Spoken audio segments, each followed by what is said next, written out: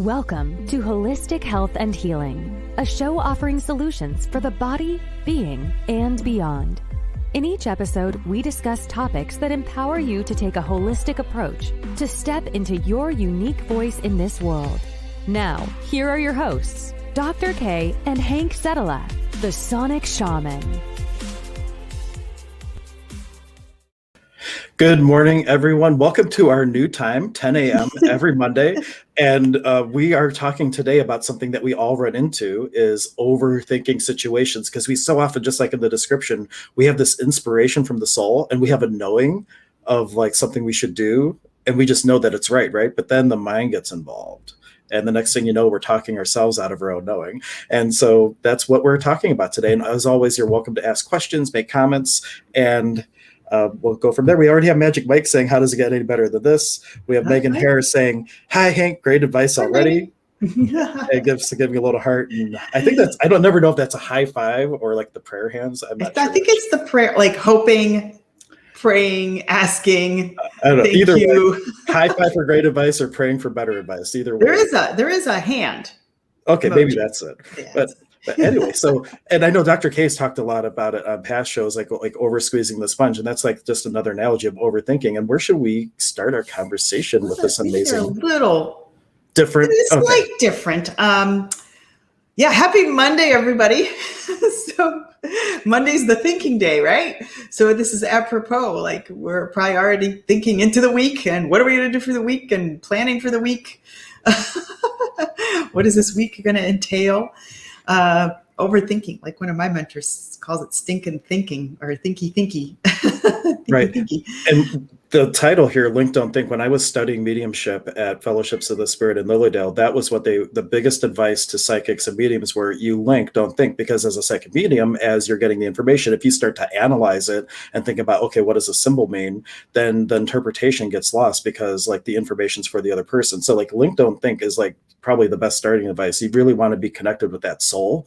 And then the mind only knows past data, just like in the video description, we start to trip ourselves up and really just do ourselves a disservice because the mind only knows past data, but your intuitive self is about future possibility. And it's a question of like acknowledging this and using that, but not for limiting, but how could you structure how you like for things to show up? Yeah, intuition doesn't always make sense. And that's where the brain gets in there and starts to think about it. This doesn't make sense. And thinking, when you overthink, you start, if you've noticed, and I'm sure I'm going to tell you right off the bat and be vulnerable, I am an overthinker. It's just the way my brain has been formulated. I have a very scientific mind, so I like to analyze, pick apart. What if you go this route? What if you go this route? So this is something I kind of struggle with all the time, and I have to wipe and just clean and just say, okay, I'm overthinking this. Your brain will get in the way and try to pick apart a situation. And what does that do? It sets you spinning. So if you guys have ever had a situation and you're just sitting, I remember my dad used to just sit in the kitchen. He used to just like tap his fingers. And I think that's where I got that from. I call it parental contamination. It's just constantly just sit there and thinking about a situation. And when you think so much, you'll feel yourself here, just like, I don't know, I feel very tense here when I start to think too much. You have your ajna chakra here, you have your forehead chakra, your crown, obviously. You get really congested energetically in the brain and also in the throat when you're an overthinker, when you're more detail oriented, and you start to get really congested and it becomes tricky. So what I like to do is think when a situation comes, it's just like, what's the first thing that comes to you? What's the first thing, even if it doesn't make sense, go with that. Just go with that. And don't spend a whole lot of time overthinking days and days and days on end, because you'll find yourself digging such a deep hole like a dog does burying its bone that you're not moving forward. You're just kind of dipping downward. Yeah, definitely. And I know it's a little bit different than thinking, but there's the word ego, and there's an acronym for that because, I'm an acronym nerd, edging God out. And the ego's job is to make sure you survived every single one of its job is to make sure you survive, and it only knows past data. And you might have an inspiration And when you start thinking about it, you're getting involved with the ego, and it's like relating only to past data, and it starts to just shift you out of possibility potentially. And so Dr. K is right on, like, what's your first inclination? Because oftentimes that's the impulse of the soul. That is like the true inspiration and your knowing, because you're knowing there's no thinking or anything. How many times have you had something come to you and you just knew that you knew that you knew, and then a week later, because you didn't act on it, now you're second guessing everything, but in that moment you knew. And that's what we're talking about. It's like, what was the first thing? And what would it take for you to stick to that, and then use the mind, use the ego, like, well, what from my past experience would help me actualize this, or to bring this to fruition, whatever words you want to use. And we start to mold the ego into something that allows us to actually create context for the things that we'd like to show up in our life. Right. I thinking has its purpose in certain spaces in school. When you're doing calculus, when you're doing algebra, I was good at those. When you're doing deductive logic, these things require thinking. But when you get too deep into a situation, your ego taps in, like Hank said, and you end up talking yourself. You can very easily talk yourself out of a situation that initially was good for you and what you needed to do. Sorry, Hank, go ahead. You were going to say something. No, I wasn't going to say anything relevant. Just in high school, because you mentioned math, right? I didn't know at the time, but I was dyslexic, and I was like doing all the homework and everything, turning it in, and I would get like 0 on it because she's like, you did all the work right, but you got it wrong. And thankfully, like, I didn't find out I was dyslexic till college, and only with numbers. It's really bizarre. But somebody gave me like the high school like teacher's book, and then I got all the answers, and I had to cheat my way through to even pass. I know it's terrible, but then they're not listening now. Oh, that's too late now. You know, who needs all that? Right. But it was an act of desperation, because it's like, I know I'm doing it right, but how am I always getting the answer wrong? And they didn't detect stuff like that as easily back there. So I guess I'm bringing that up too, because if you seem to be getting things wrong, maybe it's not a wrongness. Maybe there's just a thing about you that is quirky, and you just have to figure out how to work with the quirk, you know? And so, like, if you think you're always just ending up in the wrong spot, really take a step back and ask, what's right about this I'm not getting? If I had tools like that back then and asked questions like that, I might have figured that out way back when, because I was really smart. And once I started doing math on like graph paper, I stopped switching numbers. I found it out in accounting and business school. And it's like, oh, now I have no problem with math. I just had to write the numbers a certain way, so I didn't start to flip them. So anyway, fun little story, something from my past. I'm not proud of it, but sometimes you do what you do. And it wasn't just cheating to cheat. It's like, I don't know what to do. I know. Well, back then, you're in the crux of the situation. You're in the hurricane. But Looking back now, it's kind of like, you didn't even need that. Right. Well, and I think Spirit hooked me up with that book. It's just like somebody just gifted me like randomly, like, here, I think you could use this. So it's like, maybe that was an angel saying, here, this is the way to get past this class. So it's like, help Hank get through life, get through school. Squeezing the sponge is a little bit different. Squeezing the sponge is using too much will to create a situation. Both will cause exhaustion. Overthinking will cause exhaustion. If you haven't noticed, when you overthink a situation or when you ponder it for too long, creating a lot of kind of stress into trying to pick it apart and understand it, then you get a little tired, and your brain feels tired, doesn't it? Also, when you over squeeze the sponge, when you want something so badly that you want something to happen, you will it into existence. And this is something that I've learned as a kid, so I'm really good at it, but it's quite fatiguing. So I'm unlearning that to try to just let go. So both are on similar paths, using similar, I think, chakras, but it's a different thing, different process. In the shamanic tradition I practice, they call this Moonai. It's a combination of your will and love. And it's more of like a decree of what you're looking to create into the universe. That's your intention. And the way that my teacher describes it, it's like a bow and arrow. Like, you have the intention, you let it go, and then that's it. You're not sitting there thinking, arrow go, arrow go, arrow go. When you move your hand, intention drives it. You're not sitting there thinking, move my hand, move my hand, move my hand, move my hand. And if you're like doing that type of thing, that mental masturbation, if you will, that is what kind of trips you up.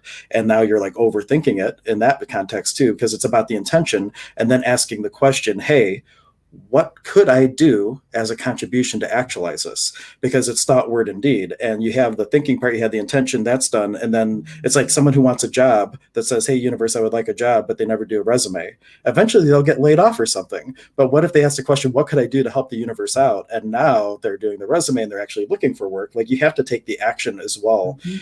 Alignment, body, mind, and soul, alignment, thought, word, and deed. And that's where you can really get this impulse of the soul actualized by doing all the things you need to do, but not overdoing the things that will trip you up. Yeah, overdoing the brain. Overdoing the brain. When you desire something in life, like the job situation, it's not a matter of you just sitting on your couch or your chair and going, and just hoping that it just pops. Sometimes it does. It is possible. It has happened in my life, but majority of the time, we do have to take some small action. Make a phone call, pick up the newspaper, look, submit a resume, submit a couple resumes. Taking the action is really important, as well as having the intention. But then if you add this strong will into it, you'll create it, but it's going to fatigue you. That's the best way I can describe it. You'll just find yourself getting really heady and really kind of fatigued in your head, and you'll just feel more exhausted. That's the best way I can describe it, coming from my own experience, because I've done it many, many times. So now I learn to just set the intention, maybe repeat that intention a couple times, once a week, but to consistently think about it and will it. It creates a lot of fatigue and heaviness in the head. That's the best way I can describe it. Right. Because you've already set the intention. What else could you be doing? Like when you were doing your weightlifting shows and everything like that, you had the intention, you wanted to win it. You were setting that intention. But when you weren't working with the intention part, you were going to the gym, you were working with your trainer, you were eating what you needed to eat. You were doing your part. You were in the rowboat, rowing with the universe, your half. They were rowing their half, and your intention's driving the universe half, and your actions are driving your half. And you really need both things. And it's a delicate balance, and not overdoing any one thing, really. Yeah, and just visualizing and having the inner knowing that with divine timing it will arrive, because it does. Divine timing is the tricky piece. Sometimes it's a week, sometimes it's a day. I've had it at times where it's been a year. So just knowing that you've set the intention, you're taking the actions, know, and be an allowance of receiving, that it will arrive, and not thinking through much through that process, because you're going to make yourself tired. And you hit the biggest key to like the allowance of receiving. Like, so many of us ask the universe for stuff, but we don't actually have the space within us to receive it. So we might be like, oh, I want to be a millionaire. But in the shadow of ourselves, we were taught that we're not worth it, or we're not worthy, or that there's not enough, and all these things that, even though consciously we're looking to actualize abundance, other than consciously, our belief is that we don't deserve it. So there's a lot to be said for really diving into your inner world and asking, if something's not showing up for you, well, what's going on here? What do I need to heal possibly that's going to unblock this and allow me to receive it? Because there is no time. This is going to be one of our future topics. We're going to be talking about time. Source is all there is, all at once in the ever-present moment of now. Everything that could possibly be is here in the ever-present moment of now. The only thing that changes is your awareness of it and your allowance to receive it. So it's a question of really diving in and getting rid of anything where you wouldn't be able to receive from the universe or from another person, or aspect of divinity, because it's all source, right? Like, what's really the block? And a lot of times it's pre-verbal stuff, an argument while your diaper is being changed about, oh my God, this kid is so expensive. Was this really worth it? And all of a sudden, oh no, I'm a burden. I'm not worth it. I'm not worthy. And all that's in there. And it creates this effect throughout your life where these situations come up and make that your reality. But you can get in there and start to unweave these things, especially with the help of people like me and Dr. K. Shameless plug that we do work for people. And you can find out about us at emergenceofbeing.com.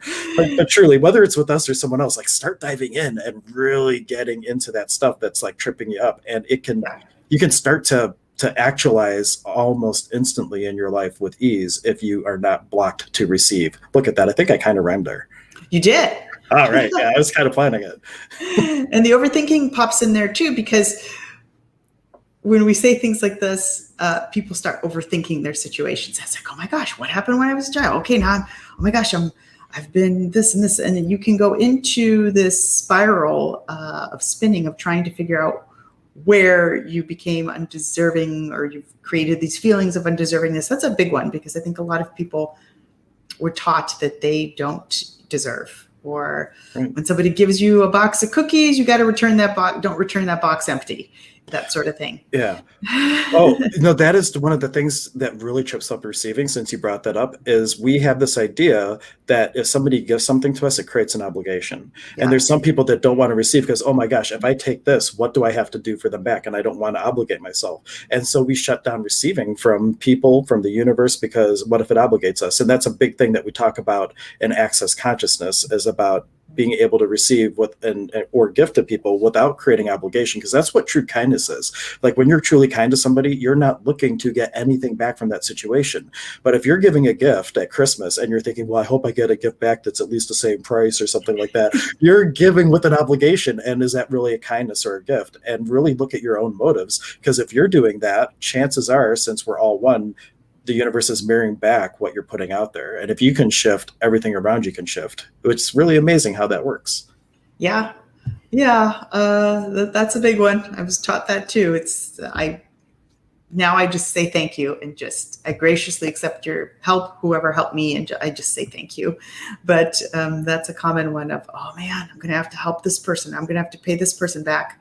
When you give something to somebody, that person may not pay you back, but somewhere down the road, you'll get help. When you give, you will receive somewhere. It may not be from that person. So we get into overthinking of that too. Right.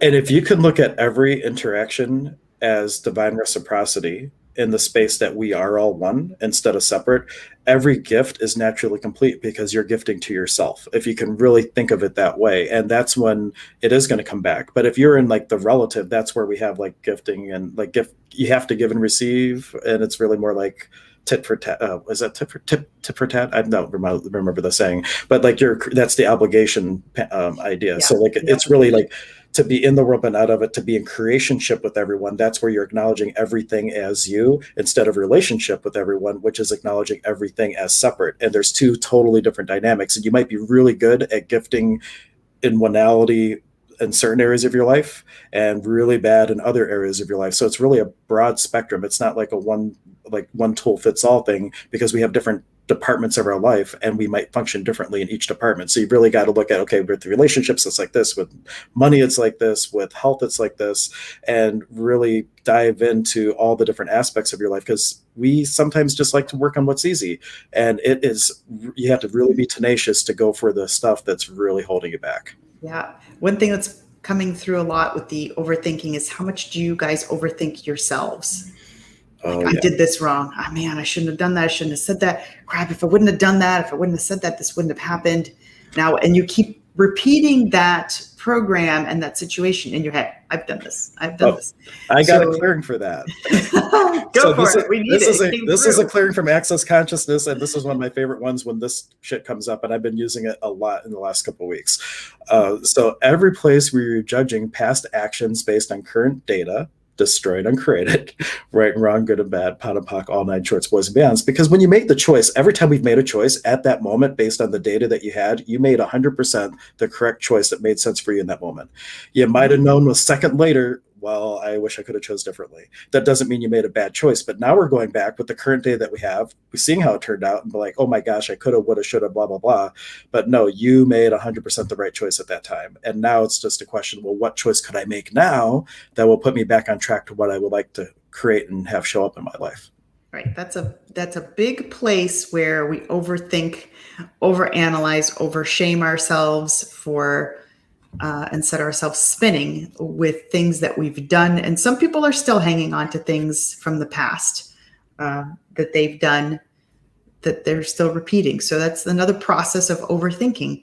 Find a way to let that go. Cut the cords to that. See their eye or hang to just release that, so that you're not, regurgitating that information, because that will cause congestion in your system. Right. Yeah. Well, and all of us are empaths out there. Is it even our judgment?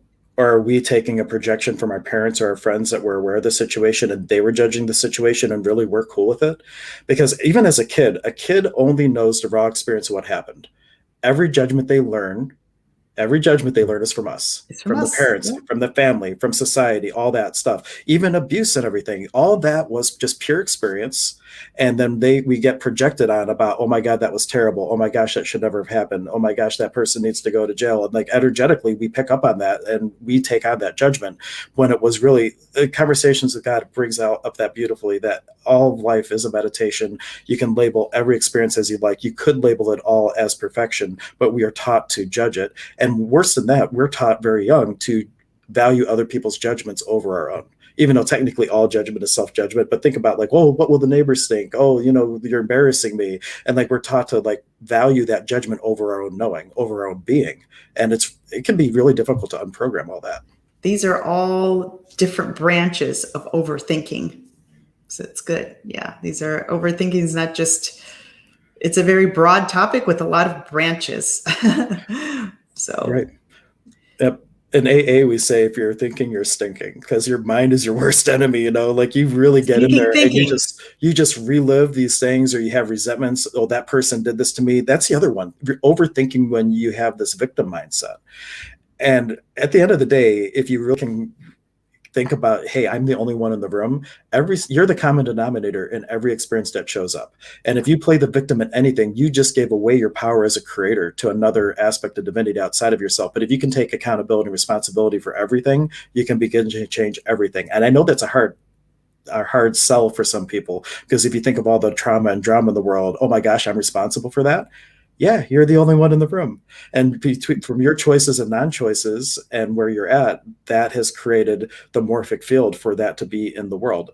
And yeah, there are other people and all that things, but if you really think I'm the only one in the room, the buck stops here. What doors would that open up if you really acknowledge, hey, I have the power to change this because I created it, I can uncreate it. But if you always think it was somebody else that created it, now your power is gone. You can't change it. Yep. So we basically just set ourselves in a spinning cycle when we overthink on any one of these levels, about ourselves, about situations, about other people, about life. You'll just set yourself spinning, and then you don't know where you started. So what tools can we offer to circumvent the pattern when somebody starts to overthink? Ooh, oh, I wish I almost had a rhyme for that, but I just lost it. What tools can we use to dissipate the thoughts that we abuse or choose? I don't know. I almost had something, but it just dissipated right when you're finished. And we had Mike just saying yeses to a whole bunch of our clearing statements. And this is a legitimate question for Mark. And this is kind of getting to the more physical thing. Can overthinking not only cause migraines, but physicality? And absolutely, I would think that is possible. And Dr. K could probably talk to it more of how the mind can affect the body. Yeah, absolutely. Well, what I preach and teach all the time is everything happens on the outside before it works its way on the inside. That's, 90% of the time, that's what's happening. It's not, you're getting migraine. It's possible you're getting migraines from corn and corn fructose, and there's other certain food triggers that can happen. I wouldn't say that that's 100% of the time. I'd say 80% of the time, migraines are caused due to stuff we're doing. And thinking is one of those things. I'm already getting a headache just thinking about this stuff. Really. When you start to just feel really tight here when you're thinking, who here has had a problem that they've had to resolve and they didn't know how they were going to resolve it? And you keep thinking about it and thinking about it. And don't you sit there like this? I mean, what do? It just keeps spinning. It keeps spinning in this area. So one thing I do is I just kind of sweep. There's an energy that starts to happen here. So I sweep because I do a healing technique, and I also sweep my throat and kind of throw it into the ground, and you can clap. And then, you got to cut the pattern. So when that pattern's happening, notice, and you'll catch yourself overthinking. I start doing something else. I start turning on some music, doing something lighter. And sometimes you just got to make a decision. I think it comes to the point, stop thinking about it so much in every single avenue of it. It's like the Rubik's Cube of all different angles of it. And what's going to be the best angle? What's going to be the best thing? I mean, when you're doing financial stuff, yeah, you may want to think through the best choice. But at some point, you have to get to a decision. And most of the time, we're thinking. And then we've got 4 or 5 different choices. At some point, you have to pick one. just gently think about it quickly, give yourself a few minutes, and then just pick a choice. You're not going to die, so just pick a choice. Go with the first thing that feels in flow. What feels good to go with, even if it may not make sense. Right. Go with the inner feeling that comes, because you always usually have an inner feeling that comes first. And that's like the brain gets in there and goes, wait a minute, because if you do this doesn't make a whole lot of sense. If I do this, then this is going to happen, and XYZ is going to happen. And then you start yourself spinning, and before you know it, you've talked yourself out of that first initial ping that you got. That was probably the right choice. Yep. They say that on tests in school, right? Go with your first thought. Like, what did you think was the right answer? Oh, thanks for bringing that up. That's a great place where, yeah.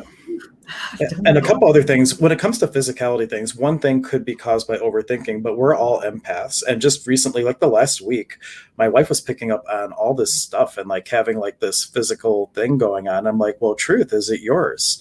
And she's like, no. I'm like, well, whose is it? And like, it turned out to be somebody else's daughter's stuff going on that my wife somehow was aware of, and it was impacting her physicality. So like, if you have a migraine, like pause and really think, well, truth, is it mine?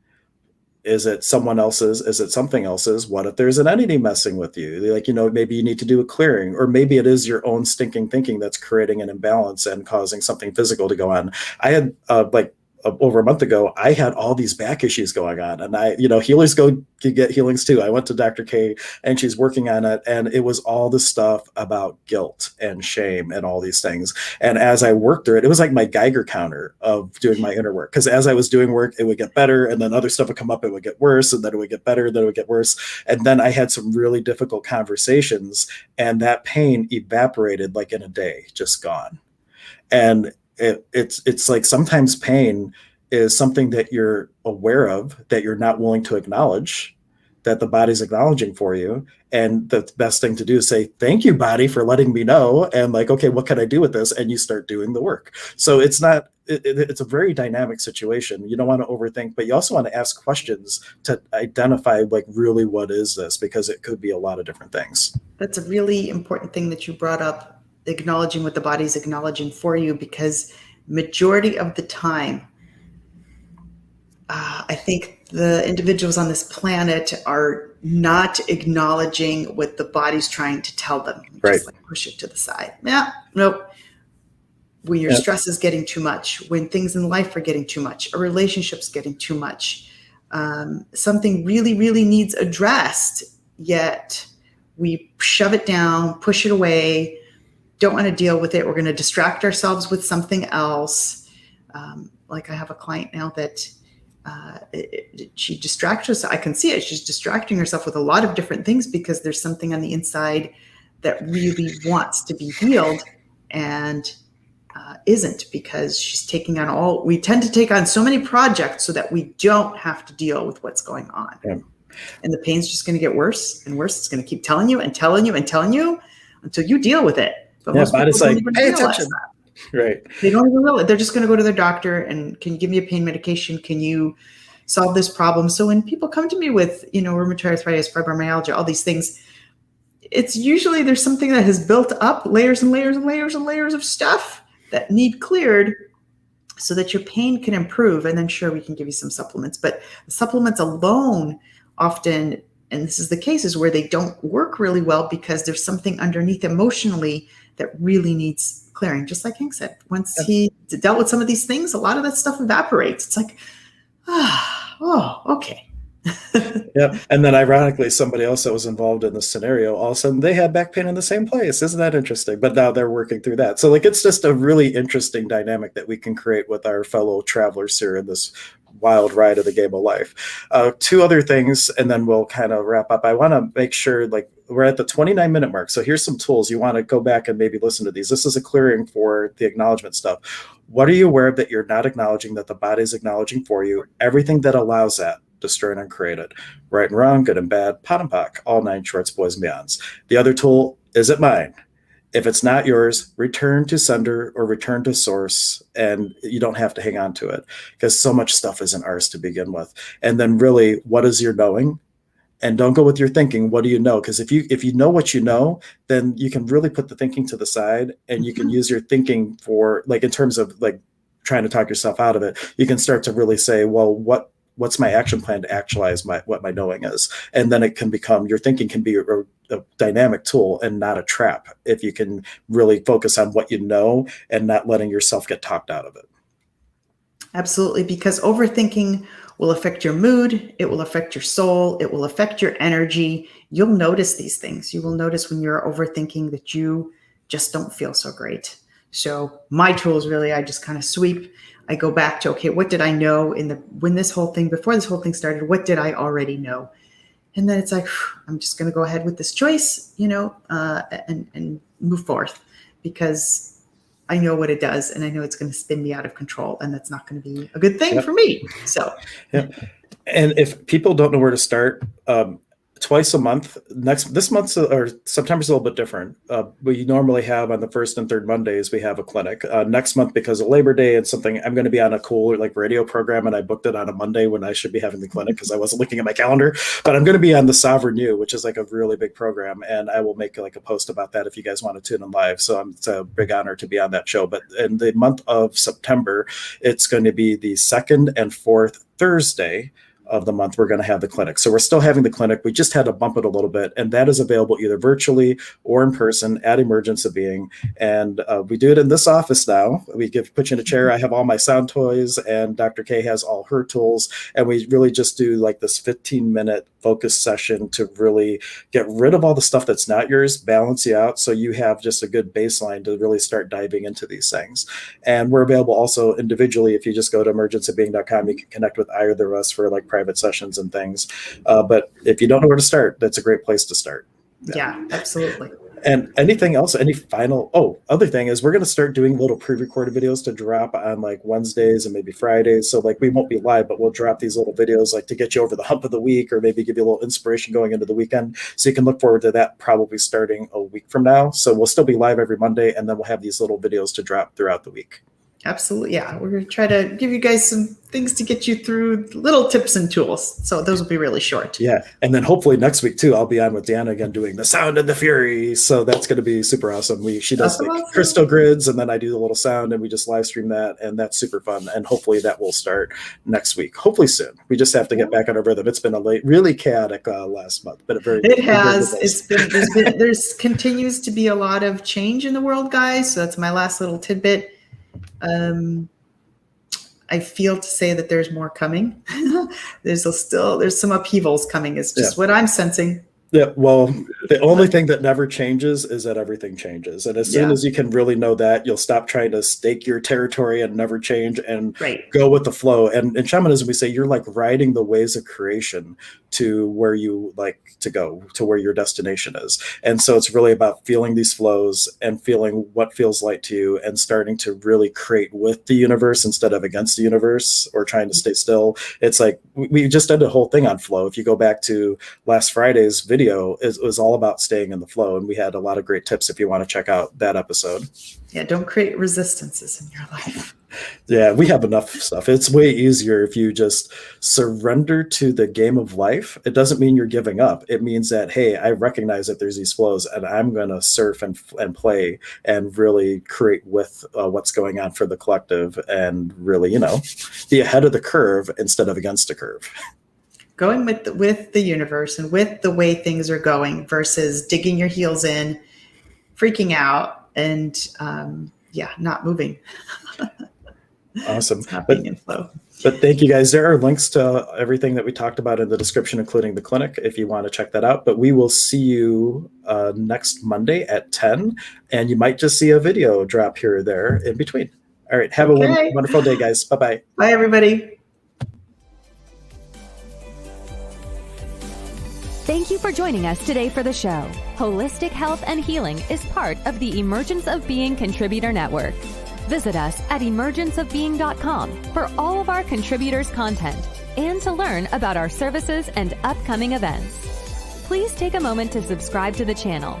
You can contribute to the show by supporting our efforts and sharing our content with those you care about and those who need it most.